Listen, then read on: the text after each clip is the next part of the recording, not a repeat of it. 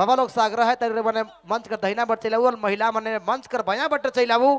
चलो झूमे को नाचे का एक बार प्रेम से बोलिए शंकर भगवान की, पार्वती मैया की। चलो एक और गीत बट हमारे जाती उनकर बात तैयार रहा गंगा सागर जी अपन खूबसूरत आवाज कर साथ, सरिता बड़ाइक जी एक और गीत के साथ।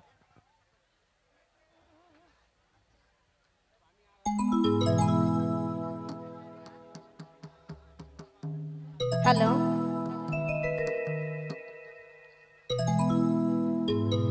सच्ची मुझे दोया करा ले प्यार, ये दोया करा ले प्यार।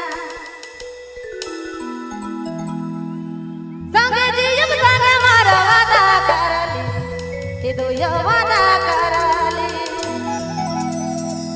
तेरा हवा संग संग दोया, ये दोया का दोया वादा